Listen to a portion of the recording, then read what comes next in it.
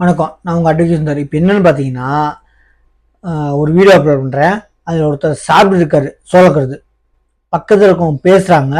அவருக்கு திடீர்னு வந்து நெஞ்சடிச்சிக்குது. அதனால் சாப்பிட போகும்போது தயவுசெய்து சொல்கிறேன், சோளக்கருது வேறு எந்த ஐட்டம் சாப்பிட போதுனோ இன்னொருத்தவங்க பேசுகிறத கவனிச்சுட்டு கோட்டு விட்றாதீங்க. மூச்சு கொள்ளையில் போய் அடைச்சிச்சுன்னா உயிராபத்து கேரண்டி. அதாவது ஆபத்துனா காப்பாற்ற முடியாத அளவுக்கு ஆபத்து வரும். சாதாரண சின்ன சின்ன விஷயங்க, யாரும் வந்து கொள்றாங்க அடிக்கிறாங்கன்னு இல்லை. சாப்பிட போகும்போது தப்பி தவறி மூச்சு குழாயில போய் மாட்டிக்கிச்சுன்னா உங்க உயிருக்கே ஆபத்தாகும். ரொம்ப கவனமா இருங்க.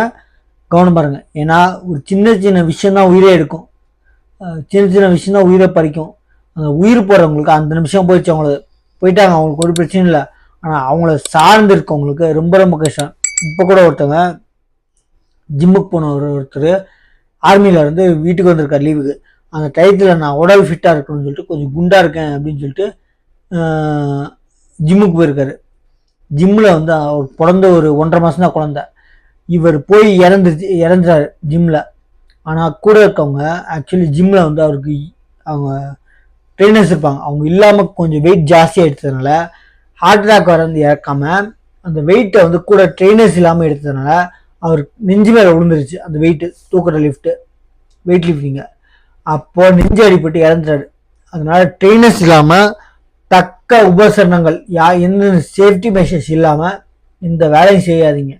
தயவுசெய்து சொல்கிறேன்.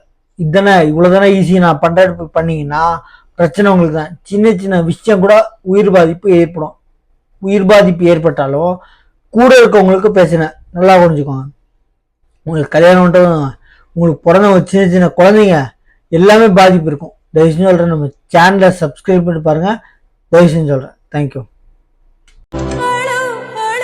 ಹೊರಬರಲಿ ಎದೆಯ ಬಿಕ್ಕಳಿಗೆ